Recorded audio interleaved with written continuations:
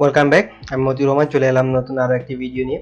যাক, আজকে আমরা এমএস ওয়ার্ডের 11 নম্বর অংশে চলে এসেছি এবং এই অংশে আমরা মূলত পেজ লেআউট নিয়ে কথা বলবো। পেজ লেআউট নিয়ে আমরা ইতিমধ্যে অনেকটা কথা বলে নিয়েছি, যেটা পেজ সেটআপ অংশে আসলে আমরা মূলত দেখতে পারবো। যাক, পেজ লেআউটের ভিতরে যে বিষয় অংশ থিম মূলত আমাদের ভিতরে অতি গুরুত্বপূর্ণ না, তাই আমরা থিম নিয়ে আলোচনা করছি না। পরবর্তী সিস্টেমটা হচ্ছে পেজ সেটআপ। পেজ সেটআপের ভিতরে আমরা মার্জিন নিয়ে কথা বলেছি। পেজ সেটআপের ভিতরে মার্জিন, ওরিয়েন্টেশন সম্পর্কে বলেছি। পোর্ট্রেট এবং ল্যান্ডস্কেপ দুইটা ওরিয়েন্টেশন থাকে। পোর্ট্রেট দিলে, ল্যান্ডস্কেপে দিলে মানে ল্যান্ডস্কেপ হয়। জিনিসটা আগে আমরা একটা ভিডিওতে, প্রথম ভিডিওতে সম্ভবত আমরা আলোচনা করেছি, তাই আপনারা যারা প্রথম ভিডিওটা দেখেন নাই সেই ভিডিওটা দেখে আসতে পারেন। যাই হোক, আমরা পোর্ট্রেটে রাখি আমাদের লেখাটাকে এবং আজকে আমরা মূলত কলাম, ওয়াটারমার্ক এবং পেজ বর্ডার নিয়ে কথা বলবো, সাথে পেজ কালার নিয়েও হালকা পাতলা আমাদের একটা ওভারভিউ দিয়ে দেবো, ঠিক আছে? যাই হোক, আমরা পেজ লেআউট নিয়ে কথা বলার আগে আমরা যে কাজটা করি, আমরা নতুন একটা পেজে আমাদের সম্পূর্ণ ডকুমেন্টটাকে নিয়ে যাই। আমরা নতুন একটা পেজে আমাদের সম্পূর্ণ ডকুমেন্টটাকে নিয়ে আসলাম, ঠিক আছে? পেজ লেআউট এবং এই তো আমাদের সবকিছুকে নিয়ে আসলাম। যাক, এই হচ্ছে নতুন একটা পেজ, যেই পেজে আমরা মূলত দেখাতে যাচ্ছি কলাম, ওয়াটারমার্ক এবং পেজ বর্ডার নিয়ে। ওয়াটারমার্ক কলাম নিয়ে কথা বলি। আমরা দেখিনি যে পত্রিকার পাতায় বিভিন্ন কলাম আকারে বিভিন্ন লেখা উপস্থাপন করা হয়, কিংবা বইয়ের পাতায়, গাইড বইয়ে বা বিভিন্ন কলাম থাকে, 2 কলাম, 3 কলাম, 4 কলাম, এগুলো কিভাবে এমএস ওয়ার্ডে ব্যবহার করা হয়। তো সেই কাজটা করতে হলে আমরা উইন্ডোজ 7 ভার্সনে আছি, মানে 2007 ভার্সন, এমএস ওয়ার্ডের 2007 ভার্সনে আছি, যেই কারণে আমাদের ডেস্কটপের এই ভার্সনটা, মানে আমাদের স্ক্রিনের এই ভার্সনটা দেখতে পাচ্ছেন আপনারা। 2007 এর পরবর্তী প্রত্যেকটি ভার্সন, 7, 8, 10, 11, 16, 19, 20, প্রত্যেকটা এমএস ওয়ার্ডের প্রত্যেকটা ভার্সন এরকমই দেখা যাবে আশা করি। কিন্তু 2003 বা 2000 সালের ভার্সন এরকম দেখা নাও যেতে পারে। দেখ, এখন আমরা কলাম কিভাবে পাবো? আমাদেরকে প্রথমে যেতে হবে পেজ হোম, ইনসার্ট, তারপরে পেজ লেআউট, 3 নম্বরে পেজ লেআউটে যেতে হবে এবং পেজ লেআউট থেকে আমাদেরকে যেই কাজ করতে হবে, পেজ সেটআপ অংশে খুঁজতে হবে আমাদেরকে কলাম। কোন অংশে? পেজ সেটআপ অংশে। কোন অংশে খুঁজতে হবে? পেজ সেটআপ অংশে। পেজ সেটআপ অংশে কলাম খুঁজতে হবে। এই পেলাম আমরা কলাম।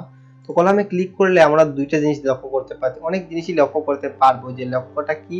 যে একটা কলাম, প্রথমটা হচ্ছে একটা কলাম, আমাদের মূল অংশটা কিন্তু একটা কলামে আছে, ঠিক আছে? তারপরে আমাদের মনে করেন দুইটা কলাম আছে, দুইটা কলাম, তারপরে তিনটা কলাম, তারপরে লেফট সাইডে একটা কলাম হবে, বাকি সাইডে রাইট কলাম। এই প্রত্যেকটা আমরা যদি ক্লিক করি তাহলে বিষয়টাকে উপস্থাপন করতে পারি। এই তো বুঝতে পারছেন? ধরুন এই যে আমাদের সমস্ত পেজ কিন্তু কয়টা কলাম হচ্ছে এই জায়গায়, আমাদের সমস্ত পেজ কিন্তু দুইটা কলাম হয়ে গেল। কয়টা কলাম হয়ে গেল? দুইটা কলাম। কি কি কলাম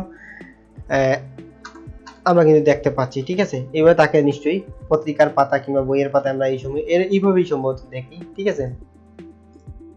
আমাদের পেজটা কিন্তু দুইটা কলাম হয়ে গেছে। এই হচ্ছে, এটাকে বলে কলাম, ঠিক আছে? এটাও নিশ্চয়ই আমরা জানেন। কলামেরও কিন্তু মানে ছোট বড় করা যায়, যেটা আমরা পরবর্তীতে স্পেশাল ভিডিও তৈরি করব নির্দিষ্ট টপিকের ওপর, তখন আমরা বিস্তারিত আলোচনা করব। তো পেজ আমাদেরকে কলাম সৃষ্টি করে, কন্ট্রোল জেড দিয়ে আমরা আগের জায়গায় চলে যাচ্ছি। ও সরি, কন্ট্রোল জেড না যাই, আগের জায়গায় অনেক কাজ করে ফেলেছি। এই যে কলাম, তো কলাম কোথা থেকে আনলাম? আমরা কলাম আনলাম এই যে পেজ সেটআপে গিয়ে, ঠিক আছে? কোথায় গিয়ে আনলাম? আমরা প্রথমে যাব পেজ লেআউটে। পেজ লেআউট থেকে পেজ সেটআপের অংশে কলামে ক্লিক করব। আমরা 2 কলাম দিই, আমরা যদি 3 কলাম দিই তাহলে দেখো আমাদের কলামটা 3 কলাম হয়ে গেল, ঠিক আছে? এই হচ্ছে আমাদের 3 কলামের 3টা কলাম, ঠিক আছে? তারপর আমরা চাইলে আরো অনেক কলাম নিতে পারি। কিভাবে? এই কাস্টম কলামে গিয়ে আমরা এখানে যদি লিখে দেই 5টা কলাম, তাহলে আমাদের এই জায়গায় হয়ে যাবে 5টা কলাম, ঠিক আছে? গুড, হয়ে গেল। এই তো এইভাবে আসলে কলামটা নেওয়া হয়। যাক, আমরা কলাম সম্পর্কে বুঝতে পারছি, আমরা এত কলাম নেওয়ার প্রয়োজন নাই। আমরা কয়টা কলাম নেব? আমরা নিব 2টা কলাম, ঠিক আছে? আমরা নিশ্চয়ই কলাম সম্পর্কে আইডিয়া পেয়ে গেছি, কলাম কিভাবে কাজ করে বা কি, ঠিক আছে? তো কলাম নিয়ে আমরা আর কথা বলছি না। এখন আমরা কথা বলি ওয়াটারমার্ক। তো ওয়াটারমার্ক কি? ওয়াটারমার্ক হচ্ছে এমন একটা জিনিস, ধরুন আপনার একটা ডকুমেন্ট তৈরি করলেন, আপনার একটা বই তৈরি করলেন, এটা যদি আপনি অনলাইনে পাবলিশ করেন তাহলে কি হবে? যে কেউ এটা ডাউনলোড করে তার বলে নিতে পারে।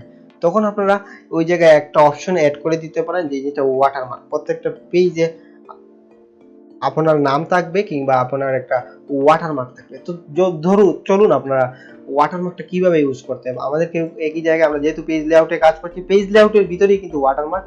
আমরা পেজ লেআউটে ক্লিক করলাম এবং পেজ ব্যাকগ্রাউন্ডের অংশে ওয়াটারমার্ক থেকে এইদিকে আমরা বিভিন্ন কি বলে এটাকে ডিফল্ট ভাবে কিছু ওয়াটারমার্কের দেওয়া আছে, আমরা এগুলো না দিয়ে কাস্টমে গিয়ে ওয়াটারমার্ক ইউজ করতে পারি।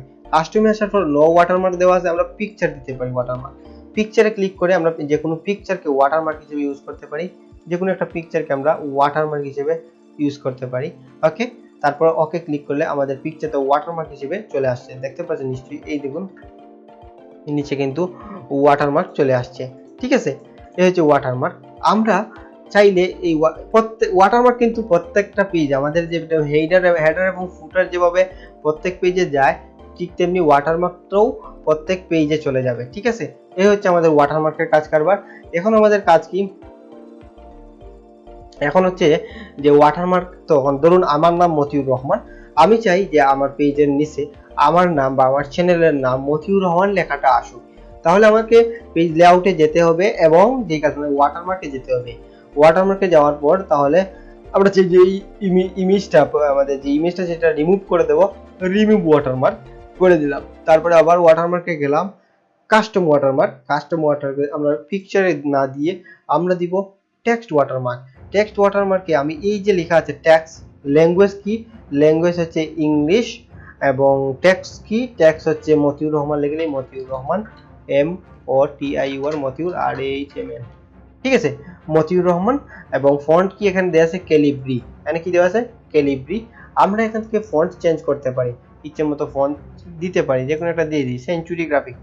এবং কালার কি দিতে পারি, কালার আমরা দিতে পারি রেড। ওকে, তারপরে অ্যাপ্লাই দেই, তারপরে ওকে। দেখুন আমাদের মতিউর রহমান কিন্তু প্রত্যেকটা পেজে ওয়াটারমার্ক মতিউর রহমান চলে আসছে। এই যে মতিউর রহমান, এই যে দেখুন মতিউর রহমান চলে আসছে, এই যে মতিউর রহমান চলে আসছে, এই তো মতিউর রহমান প্রত্যেকটা পেজে কিন্তু মতিউর রহমান চলে আসছে, ঠিক আছে। এই হচ্ছে আমাদের ওয়াটারমার্কের ব্যাপার স্যাপার। আমরা নিশ্চয়ই বুঝে গেছি ওয়াটারমার্ক কি। এখন আমরা ওয়াটারমার্কটা রিমুভ করে দেবো, ওয়াটারমার্কে যাব, রিমুভ ওয়াটারমার্ক, ঠিক আছে। ওয়াটারমার্ক উঠিয়ে দিলাম।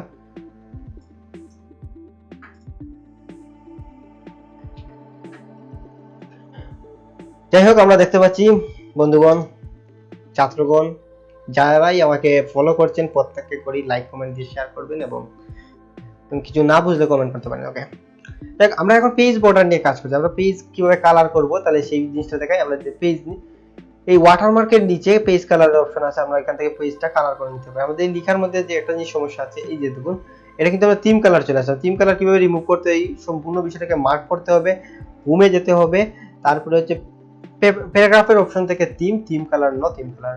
ওকে, এটা কি হইল রে ভাই, এটা থিম কালার উঠছে না কেন, এটা অন্য কোনো প্রবলেম হইতেছে।